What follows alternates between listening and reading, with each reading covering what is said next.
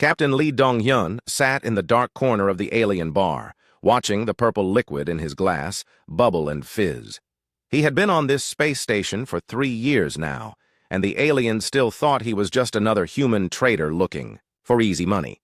They had no idea that every conversation he heard, every piece of information he gathered, was being sent back to Earth through secret channels. The space station orbited a red giant star, and beings from 12 different worlds came here to trade and share news. Lee Dong-hyun had learned their languages, their customs, and most importantly, their weaknesses. He wore simple clothes and carried outdated human technology, playing the part of a backward species perfectly. "Human," called out a tall, blue-skinned alien from across the room. This was Kextar, an important figure in something called the Galactic Council. Lee Dong-hyun had been working for months to get close to him. "Come sit with us. We are discussing your little world again." Lee Dong-hyun walked over slowly, keeping his face neutral. Around the table sat representatives from 6 different alien species. They all looked at him with the same expression, like he was a simple pet that could do amusing tricks.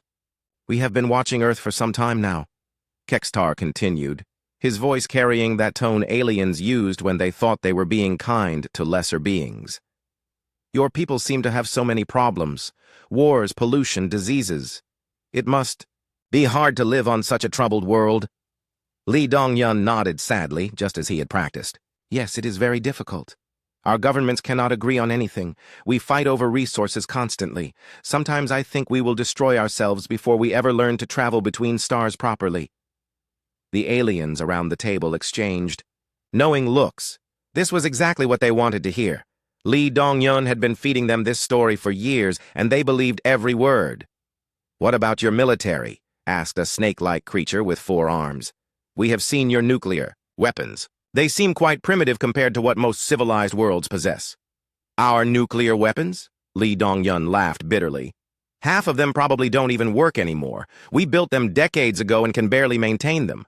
Most of our military equipment is old and breaks down constantly. Our soldiers are brave, but they have poor training and worse equipment." This was a complete lie, but Lee Dong-hyun delivered it perfectly. Back on Earth, Dr. Park Min-jae had spent years studying alien psychology. She had taught Lee Dong-hyun exactly what to say and how to say it. The aliens wanted to believe humans were weak, so he gave them weakness. "And your space program?" pressed Kextar. "You have sent some ships to your moon and nearby planets." "Barely," Lee Dong-hyun replied with a shake of his head. "Those missions cost us enormous amounts of money and resources. We can send a few people to our moon, but it takes months of preparation. Most of our spacecraft are unreliable. We lost 3 ships just last year to equipment failures." Another lie. Earth's space program was far more advanced than any of these aliens suspected. While they sat here discussing humans like children, Commander Kim Soo-hyun was overseeing the construction of massive defense platforms hidden on the dark side of Earth's moon. The aliens had no idea that humans had been traveling through their solar system for over a decade, watching and learning. "Your planet does have some interesting resources," commented a crystalline being that sparkled in the dim light. "Rich soil, clean water, diverse plant and animal life. It seems wasteful that such a valuable world is controlled by such disorganized inhabitants." Lee Dong-hyun felt anger rise in his chest, but kept his expression blank. These creatures were already planning to take over Earth, just as they had done to dozens of other worlds. They called it peaceful integration, but Lee Dong-hyun knew better. They would arrive with overwhelming force, demand surrender, and then strip the planet of everything valuable while turning humans into cheap labor. "I suppose you're right," he said quietly. "We don't deserve such a beautiful world. We're destroying it with our wars and pollution. Sometimes I think it would be better if wiser beings took control." The aliens smiled, or did whatever passed for smiling among their species. Kextar actually reached out and patted Lee Dong-hyun on the shoulder in what he probably thought was a comforting gesture. "Do not worry, human friend. The galaxy is vast, and there are many opportunities for your people to find their place in it. Perhaps serving alongside more advanced civilizations would help humans learn and grow." Lee Dong-hyun nodded gratefully, playing his role perfectly. Inside his mind, he was already composing his report to Earth. The aliens were moving faster than expected. Their invasion fleet would probably arrive within the year. As the evening continued, Lee Dong-yun listened to the aliens discuss Earth like it was already theirs. They talked about which resources to extract first, which human populations would make the best workers, and how to deal with any resistance. They spoke casually about enslaving an entire planet, as if it was just another business transaction. When the gathering finally ended, Lee Dong-yun returned to his small quarters on the station. He activated a hidden communication device built into what looked like a simple music player. The message he sent was brief but urgent. "They're coming. Timeline accelerated. Begin final preparations." On Earth, Dr. Park Min-jae received the message, in her laboratory deep beneath the Pacific Ocean. She had been expecting this news, but it still made her heart race. She immediately contacted Commander Kim Soo-hyun, General Choi Hana, and the other leaders of Earth's secret defense program. The aliens thought they were dealing with a primitive, divided species that could barely leave their own planet. They had no idea that humans had been preparing for this moment for 20 years. While the aliens had grown comfortable and lazy in their assumed superiority, humans had been working desperately to defend their world. Earth's greatest weapon wasn't advanced technology or powerful ships. It was the aliens' own arrogance and their complete underestimation of human capability. They saw exactly what humans wanted them to see, a weak, fractured species ripe for conquest. Soon they would learn the truth, but by then, it would be far too late. 6 months after Lee Dong-yun's urgent warning, massive shapes appeared at the edge of Earth's solar system. The alien fleet was enormous. Hundreds of ships from 12 different worlds, all armed with weapons that could destroy cities in seconds.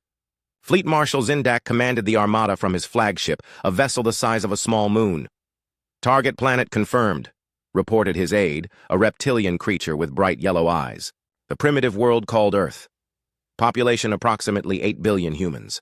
No significant orbital defenses detected." Zindak looked at the data with satisfaction. The humans had exactly what the intelligence reports promised.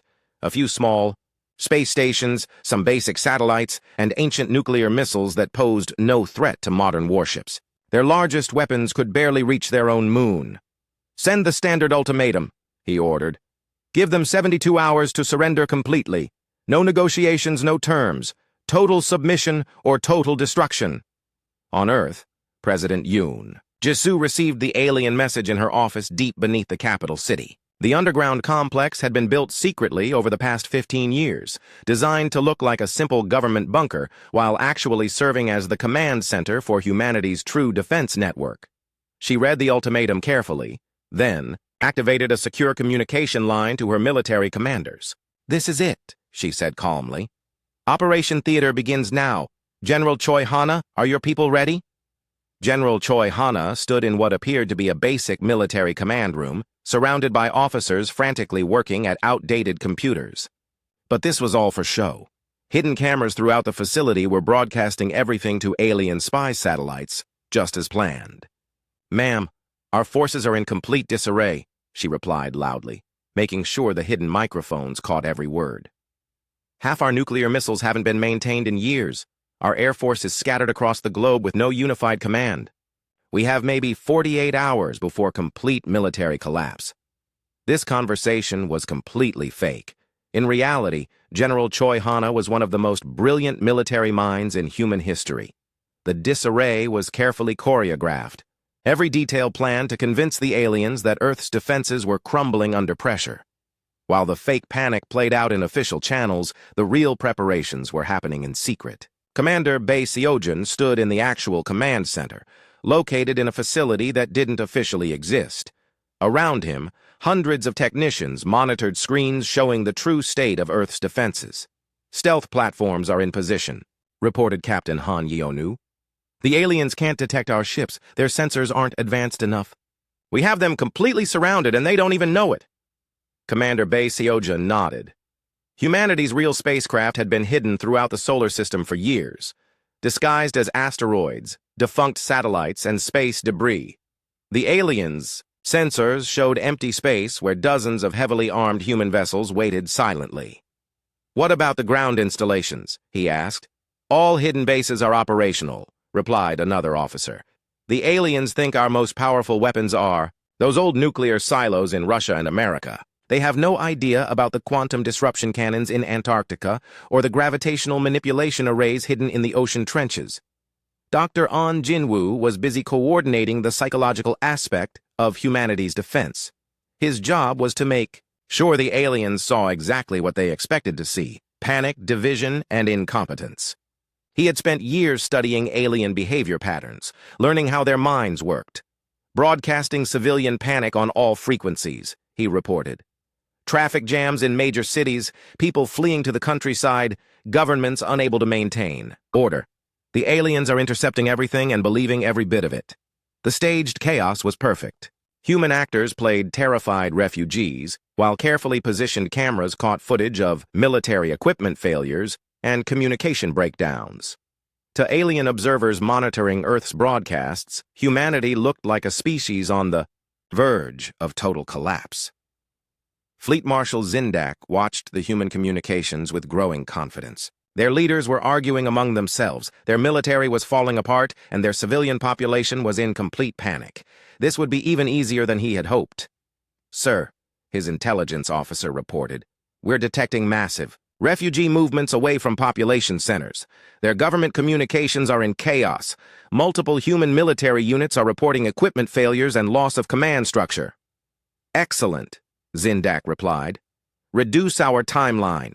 These primitives will surrender within 24 hours once they see our full power. Begin positioning the fleet for orbital bombardment demonstrations." What the aliens didn't know was that every piece of intelligence they gathered was carefully crafted by Earth's deception teams. The refugee movements were actually the evacuation of non-essential personnel to safety. The equipment failures were cover for moving real military assets into position. The communication chaos hid the most sophisticated coordination network ever developed. Admiral Lee Tae-wan sat in his hidden command ship, watching the alien fleet move into what they thought was an attack formation. His vessel was invisible to their sensors, positioned close enough to their flagship that he could have destroyed it with a single shot. But that wasn't the plan. Not yet. "All units, maintain concealment," he ordered. "Let them get comfortable. Let them think they understand what they're dealing with." President Yoon Ji-soo appeared on global television, looking exhausted and defeated. "My fellow humans," she said in a voice that trembled with apparent fear, "we face an impossible situation. These alien forces are beyond our ability to resist. I am calling an emergency session of the United Nations to discuss surrender terms." The aliens intercepted this broadcast and passed it up the chain of command. Fleet Marshal Zindak actually laughed when he heard it. These humans were even weaker than their intelligence reports had suggested. They were ready to give up without even attempting to fight. But in secure facilities around the world, humanity's true leaders were making very different preparations. General Park Ji-young was coordinating with Admiral Kwon Hye-jin to position their real forces. Dr. Song Min-ho was running final checks on weapon systems that operated on scientific principles the aliens had never even imagined. Captain Oh Yoon-seo commanded a squadron of ships that existed in a quantum state, simultaneously present and absent, until the moment they chose to strike. Her pilots had trained for years to operate vessels that could phase through solid matter or become as hard as neutron stars, depending on the situation. "Enemy fleet is holding position at optimal range," she reported. "They think they're far, enough away to be safe from our primitive weapons. They have no idea we could eliminate them from twice this distance." As the alien ultimatum deadline approached, the two sides prepared for conflict. The aliens saw a frightened, primitive species about to surrender without a fight. They positioned their ships casually, confident in their overwhelming technological superiority. Humanity saw something very different. An arrogant enemy that had walked directly into the most sophisticated trap ever devised. Every alien ship was tracked, targeted, and analyzed. Their weapons, their defenses, their command structure, all of it was understood and countered. The aliens had made one crucial mistake. They had assumed that because humans appeared primitive, they actually were primitive. They had confused deception for weakness and preparation for panic. Soon they would learn the difference, but first, they had to commit themselves completely to their attack. The trap had to close perfectly, leaving no escape and no room for doubt about humanity's true capabilities. The countdown to revelation had begun. The alien ultimatum expired at exactly noon, Earth Standard Time. Fleet Marshal Zindak had expected the humans to send desperate surrender messages in the final hours. Instead, he received only silence from the primitive planet below. "Sir?" "No. Response from Earth's governments," his communications officer reported. "Their military channels have gone completely quiet. Should we begin the demonstration bombardment?" Zindak nodded with satisfaction. The humans had probably collapsed into total chaos, unable even to coordinate a surrender. This would be simpler than he had imagined. "Target their largest city and prepare to destroy a single building," he ordered. That should convince them to surrender quickly. But as his weapons officer prepared to fire, something impossible happened. The human nuclear missiles they had been monitoring suddenly changed. What had appeared to be primitive rockets launched from Earth's surface began, moving in ways that defied physics. They twisted through space, accelerated beyond anything the aliens thought possible, and headed directly toward the alien fleet. "Sir, those missiles are moving at impossible speeds," the tactical officer reported, his voice filled with confusion. "And they're not following ballistic trajectories. They're changing course in space without any visible propulsion." Fleet Marshal Zindak stared at his screens in growing alarm. This was not how primitive human weapons were supposed to behave. The missiles were moving faster than his own ships could travel, and they seemed to be intelligent, avoiding his defensive. "Systems with ease. Activate all defense screens," he ordered. "Launch interceptor missiles. We cannot let primitive human weapons reach our fleet." But the human missiles passed through his defense screens like they weren't there. The interceptor. Missiles missed their targets completely, as if the human weapons existed in a different dimension. Within minutes, 12 of his warships were destroyed by weapons that shouldn't have been able to leave Earth's atmosphere. On Earth, Commander Bei Seojun watched the alien confusion with grim satisfaction. "Phase 1 complete," he announced. "The aliens now know their intelligence was wrong. Begin Phase 2. Across the solar system, objects the aliens had dismissed as space debris suddenly came to life. Asteroids split open to reveal massive human warships. Defunct satellites reconfigured themselves into weapons platforms. What had appeared to be empty space, filled with vessels that materialized from nowhere. Captain Han Yeonu commanded one of the stealth ships that had been shadowing the alien fleet for weeks. Her vessel had been positioned less than a kilometer from the alien flagship, completely invisible to their sensors. "This is Hunter 1, she broadcast on all frequencies, speaking in perfect galactic standard language. "Alien fleet, you are surrounded and outgunned. Stand down immediately or face destruction." Fleet Marshal Zindak nearly fell from his command chair. How did these primitive humans know galactic standard? Their intelligence report said humans had never made contact with galactic civilization, yet this human spoke their language better than some council members. "Impossible," he whispered. "How did they get ships behind our lines? Our sensors would have detected any approach." His tactical officer was frantically working at his instruments. "Sir, I'm reading over 300 human vessels in attack positions around our fleet, but that's impossible. Our intelligence said humans had maybe a dozen primitive spacecraft." Admiral Lee Tae-wan appeared on all alien communication channels, his image clear and confident. He wore the uniform of Earth's secret space fleet, decorated with symbols the aliens didn't recognize but somehow found threatening. "Fleet Marshal Zindak," he said calmly. "I am Admiral Lee Tae-wan of the Earth Defense Force. We need to talk." Zindak stared at the human officer in shock. This was not the desperate, frightened leader he had expected to face.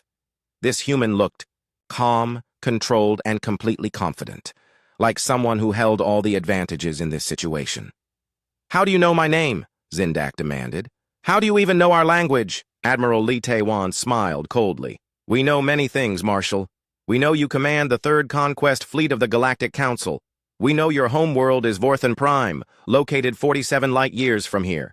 We know your fleet consists of ships from 12 different worlds, including Zephyr destroyers, Corvini battlecruisers, and Nexus carrier vessels." With each detail, Zindak's confusion grew deeper.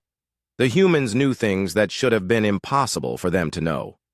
They had intelligence about galactic civilization that surpassed even the Council's own records. "We also know," the Admiral continued, that your species has a fatal weakness to certain electromagnetic frequencies. The Corvani cannot survive in high radiation environments. The Zephyr ship's hulls become brittle when exposed to gravitational distortions. Should I continue? Fleet Marshal Zindak realized with growing horror that these humans knew exactly how to defeat every species in his fleet. They had studied galactic military capabilities in detail and found weaknesses that even the aliens themselves didn't know existed. "This is impossible," he said again. "You're a primitive species. You barely have space flight. Our intelligence reports." "Your intelligence reports told you exactly what we wanted them to tell you," Admiral Lee Tae-wan interrupted. "Every piece of information you gathered about Earth was carefully prepared by our intelligence services.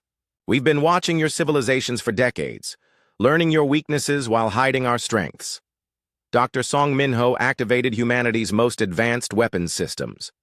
Around Earth, installations that had been disguised as research facilities or mining operations revealed their true purpose.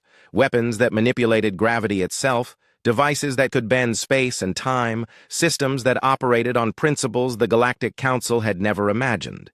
The aliens watched in terror as human. Technology demonstrated capabilities that seemed to violate the laws of physics. Ships disappeared and reappeared instantly across vast distances.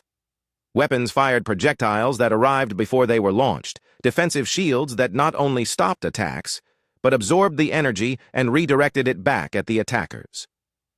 General Park Ji-young coordinated the display with perfect timing. "Show them the gravitational manipulators," she ordered. "Let them see what real advanced technology looks like." Several human vessels began affecting the local space around the alien fleet. Gravity itself became a weapon, crushing some alien ships while causing others to drift helplessly away from their formations. The aliens found their own weapons turning against them as human technology redirected energy and matter at will. Captain Oh Yun-seo's squadron demonstrated their phase-shifting capabilities, passing through alien ships as if they were made of empty air, then solidifying inside their hulls to disable critical systems. The alien crews watched in panic as human soldiers materialized on their bridges, having walked through meters of solid armor like it wasn't there. "This is not possible," Fleet Marshal Zindak repeated, but his voice had lost all confidence. "No species in the galaxy possesses such technology." "Exactly," replied Admiral Lee Tae-wan. "No species in your galaxy. You've all been so focused on conquering and controlling each other that you've forgotten how to truly advance. You've grown lazy, comfortable in your assumed superiority over primitive worlds."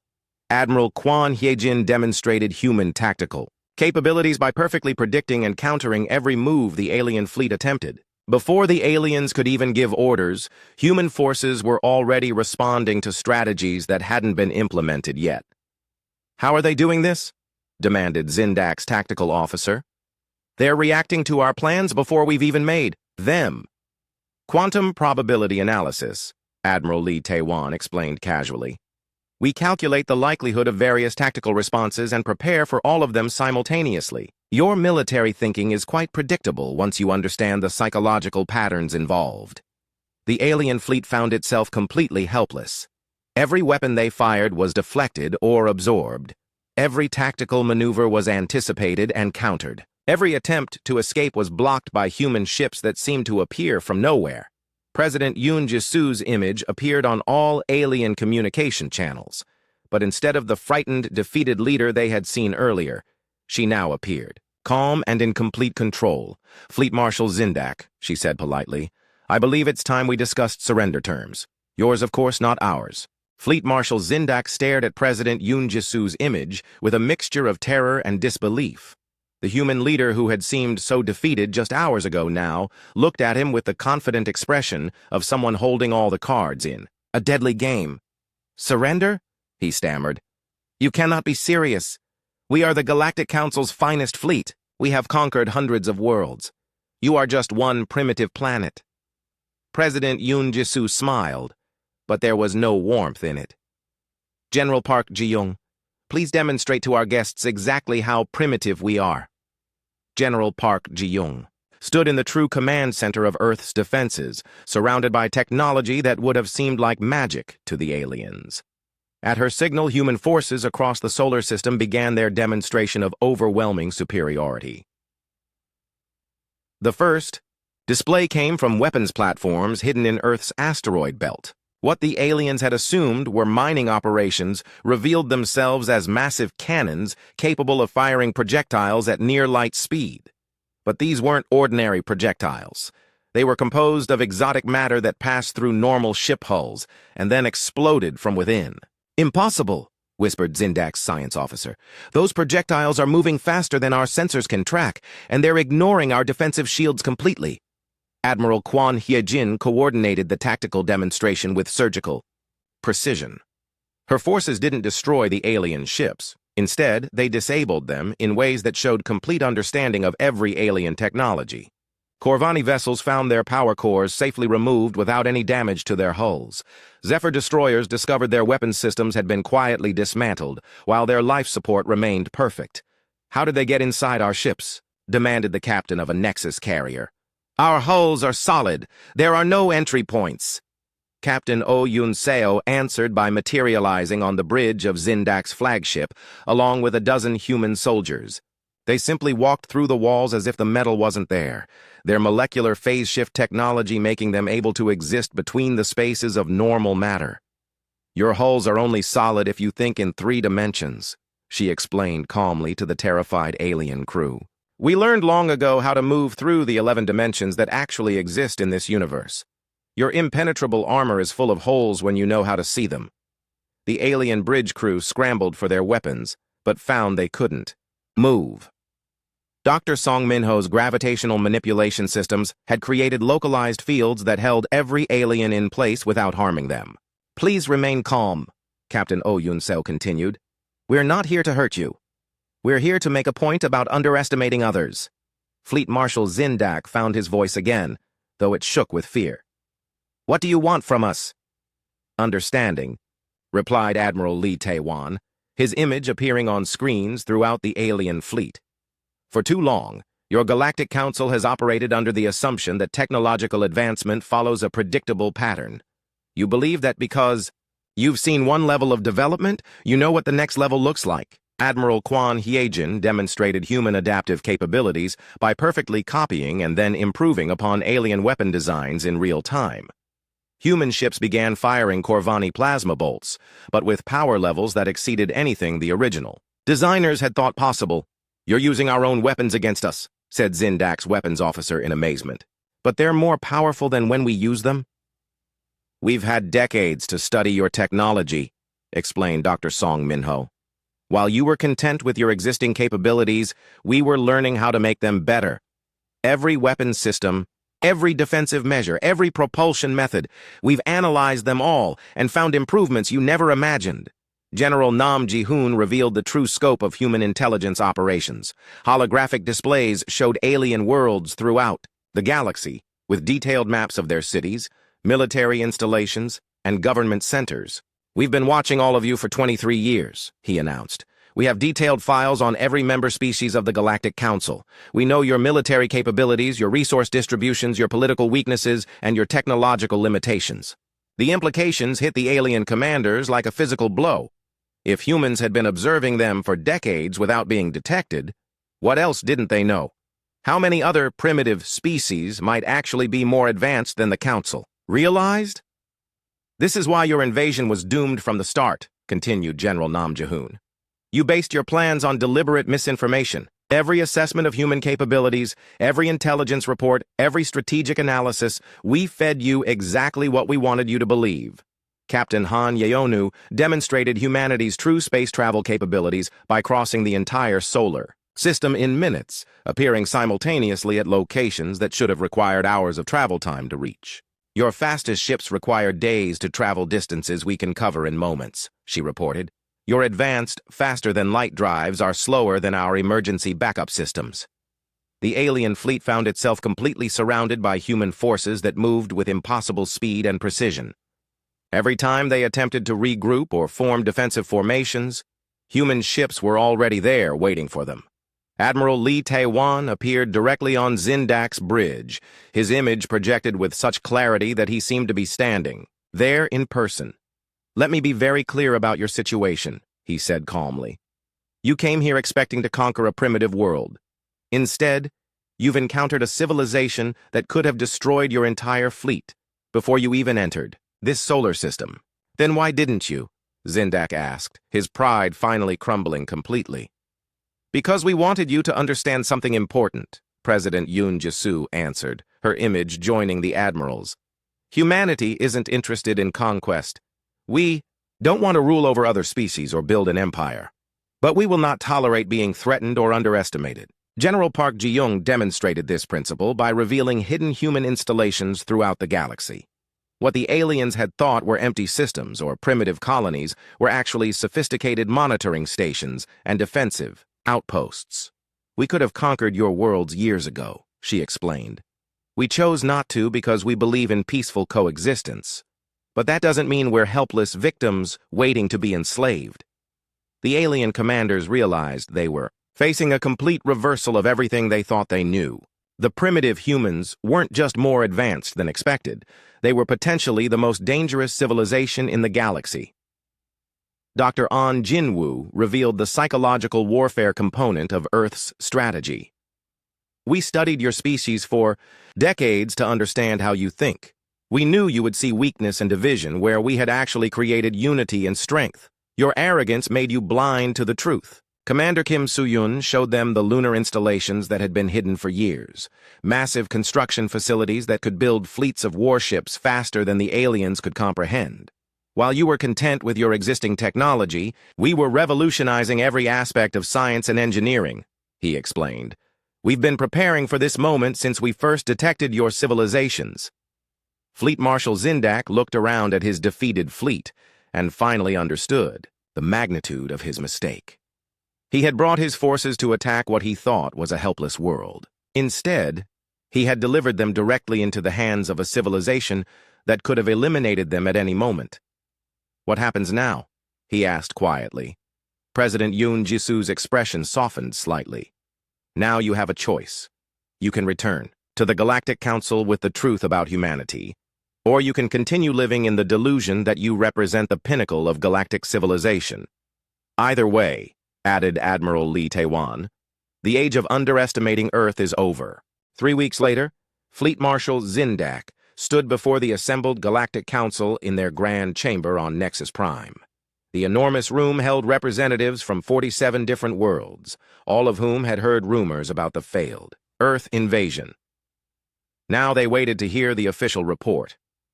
Zindak had practiced this speech many times during his long journey home, but he still dreaded delivering it. How do you tell the most powerful beings in the galaxy that everything they believed about their own supremacy was wrong? Honorable council members, he began, his voice barely steady. I must report that the mission to integrate Earth into the Galactic Collective has failed completely. A murmur ran through the assembly. Admiral Kextar, who had originally recommended the invasion, leaned forward in his seat. Failed? He asked. How can a primitive species with basic nuclear weapons resist a full council fleet? Zindak closed his eyes for a moment, remembering the terror of facing human technology that seemed to violate the laws of physics. Because they are not primitive, he said simply. Everything we knew about humans was a deliberate lie. They are the most advanced civilization any of us have ever encountered. The council chamber erupted in disbelief and angry voices. Several representatives stood up, demanding explanations. The leader of the Corvani delegation slammed his fist on his desk. Impossible! He shouted. Our intelligence networks are perfect. We've been monitoring Earth for years. They barely have spaceflight. That's what they wanted us to think, Zindak replied. While we were watching their primitive rockets and nuclear weapons, they were building technology that makes our most advanced systems look like children's toys. He activated a holographic display showing recordings from the battle, or rather, the complete humiliation of his fleet. The council members watched in stunned silence as human ships appeared from nowhere, passed through solid matter, and demonstrated weapons that bent reality itself. They moved faster than our sensors could track, Zindak continued. They knew our tactical plans before we made them. They disabled our ships without damaging them, just to show they could. Every advantage we thought we had was meaningless against their capabilities. Dr. Park Min-jae materialized in the center of the council chamber, her image projected from Earth with perfect clarity. The council members gasped. Their own communication systems couldn't achieve such realistic projections across interstellar distances. "Honored Council," she said politely, speaking flawless galactic standard. "I am Dr. Park Min-jae, Earth's first official representative to your organization. I come with greetings from humanity and an important message." Admiral Kextar found his voice first. "How long have you been watching us?" 43 years, Dr. Park Min-jae replied calmly. "We detected your radio transmissions in 1982 and have been monitoring your civilizations ever since. We've had research stations in this system for over 2 decades. The council members looked around at each other in shock. If humans had been present in their own system for 20 years, what else had they missed? "We know about your trade routes, your military capabilities, your political structures, and your technological limitations," she continued. "We have detailed files on every member species and comprehensive